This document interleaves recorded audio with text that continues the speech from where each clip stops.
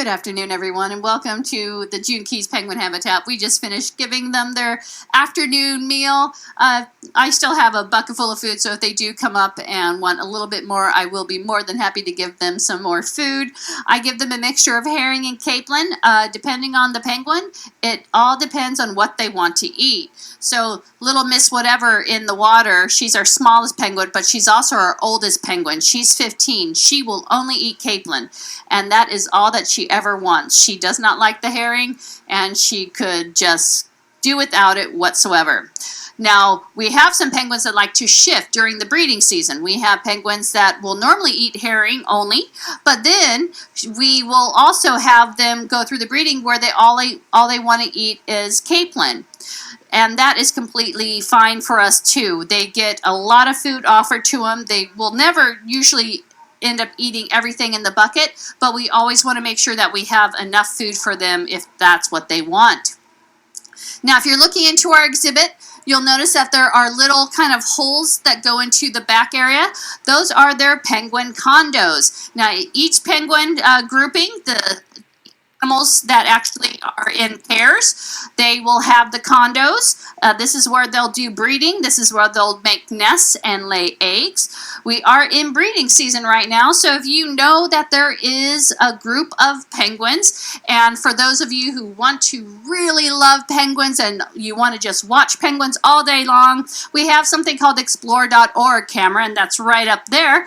And we have people called, we love them, they're called penguinistas. They watch our penguins all the time. They know the pairs of penguins. They'll go in and out, and they will be able to actually give us updates when we maybe not be able to see something. They always see it. So we constantly go on the website to look to make sure that everything is going well, and we like to say thank you to everybody out there watching.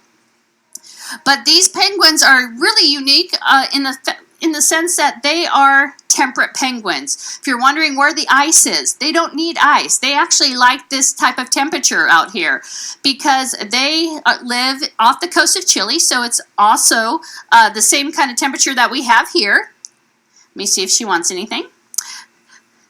But what they do have is a cool jet stream, and so the water in our exhibit's around 55 degrees. So if they do get a little too warm, they can just pop into the water, cool off, they'll groom, and then come back up on deck and just kind of sit in the sun, and that's what they like to do.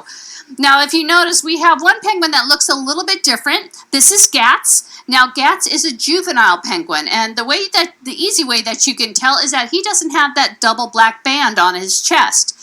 Now, when he goes through what we call a catastrophic molt, he'll lose all his baby feathers and look like the rest of the clan with this double black band. But for right now, he's an easy one to pick out. So right now in front of me, this is Lily. I am actually sitting on Lily's condo area. She has this lovely open area here. Sometimes she doesn't mind me sitting up here. If you notice, she's starting to play with my shoelaces. Penguins are very, very inquisitive. They like new things, new people.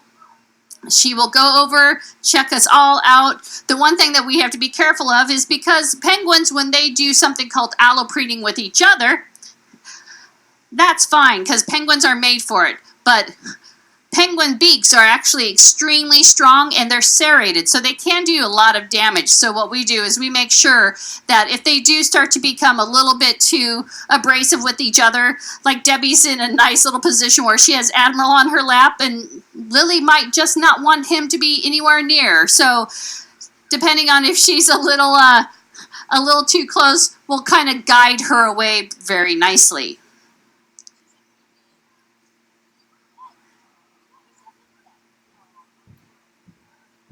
Nope. Now again, I will always offer food. Gats didn't like that one herring, but he liked the second herring just fine. Penguins are extremely picky. If you have a 3-year-old, it's like having a 3-year-old for 20 years. So you can just imagine what I go through every day when I'm feeding penguins. Now, like I said, they are very inquisitive. They like new things. They like new people. Toys they play with. We give them toys during the morning sessions. And we also will bring them into our back area. We'll do training sessions with them. Now, training with penguin is just like you would see with training with our seals and sea lions. We utilize the same positive reinforcement. So when we ask for behavior and they give it to us, they get something. One of the new behaviors that we're working on is something called scale, where they actually voluntarily go up onto a scale. We can get their weight, give them their reinforcement, and they hop off the scale. So it's one of the things that we do for health and benefits, because there's actually 3 reasons why we train, and that's mental stimulation, making sure their minds are always active, as well as we train for physical exercise like swimming, but we train for husbandry as the most important, and that's just because we want to make sure that their health is very, very important to us. Good job. Now, at this point, we're going to go ahead and sign off, because it looks like the penguins are pretty much done and they're just using us as toys. So I'd like to say thank you to you all for coming to the aquarium.